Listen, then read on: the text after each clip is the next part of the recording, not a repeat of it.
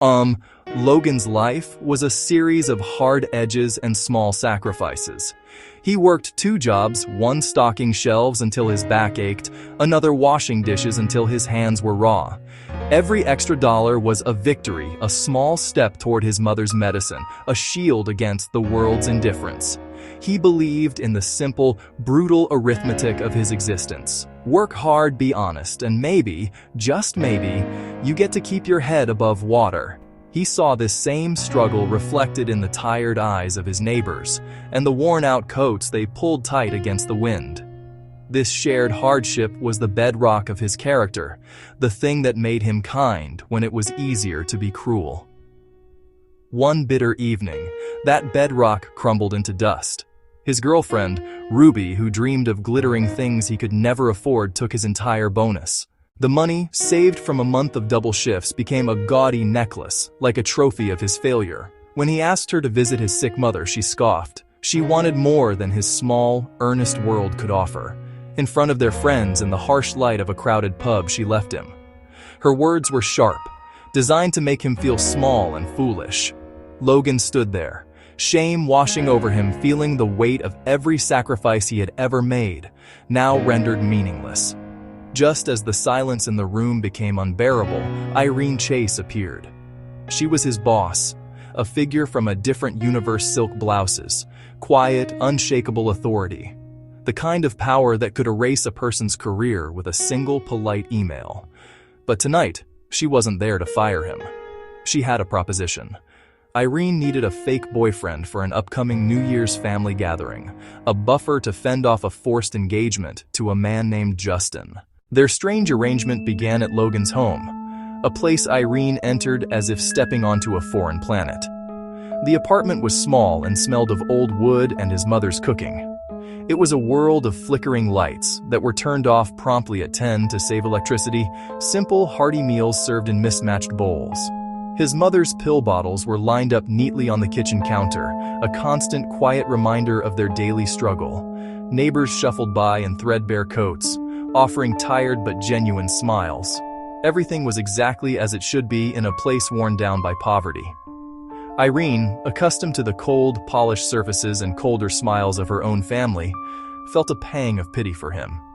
She had grown up in a gilded cage, a life of immense privilege that was also profoundly lonely.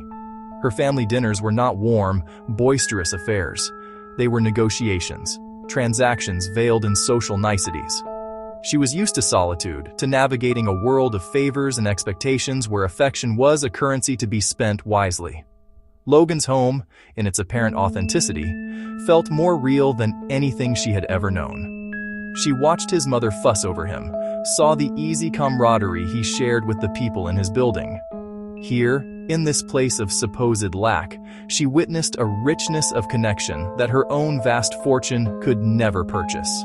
Yet, as the days passed, Irene began to notice things, small, discordant details that didn't quite fit the narrative of hardship. A heavy, intricately carved wooden box, clearly an antique, was used as a nutcracker. The plain soup was served in a bowl made of fine, translucent porcelain. One afternoon, a neighbor stopped by, carrying a designer handbag that peeked out from her worn coat, her smile a little too polished, a little too practiced. Another neighbor, a woman who complained of aching joints, went for a vigorous run in the dead of night. The poverty felt performative. Every time Irene gently questioned these oddities, the family would exchange fleeting glances before smiling and deftly changing the subject. The power outages happened on a precise schedule, almost as if timed. The curtains were always drawn at the same hour, sealing the apartment off from the outside world. It was a poverty of habit, a carefully maintained illusion. The house was poor by design, not by circumstance. Logan, however, moved through this staged world completely unaware, his goodness and his beliefs shaped by a reality that was, in fact, a lie. Section 4. A Reckoning with Truth. The facade, so meticulously maintained for years, began to fracture under the weight of so many small inconsistencies. A prescription bottle for his mother's expensive medication remained stubbornly full, week after week. One morning, Logan saw the neighbor with the bad joints get into a gleaming, brand-new luxury car parked a few blocks away. The final crack appeared when he stumbled upon a hidden room behind a bookcase, its walls covered in framed degrees, stock certificates bearing his family's name. The truth, when it finally came, was not a gentle revelation. It was a confession, delivered by his parents with heavy hearts. They told him everything. His father wasn't a retired factory worker. He was a high-ranking executive at a powerful investment bank. His uncle curated a prestigious museum. They had lost their first son to the recklessness and entitlement that often came with immense wealth, a tragedy that had hollowed them out. Terrified of a repeat, they had orchestrated this elaborate deception.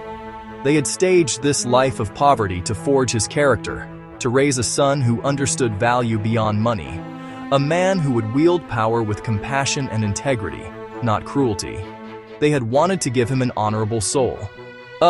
Logan's reaction was not the relief of a man freed from hardship. It was the raw, primal scream of betrayal. He didn't care about the lost fortune or the missed opportunities. He cared about the lie.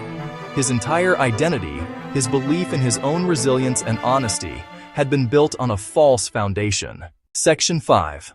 The cost of a real life. The fallout from the reveal was swift and brutal.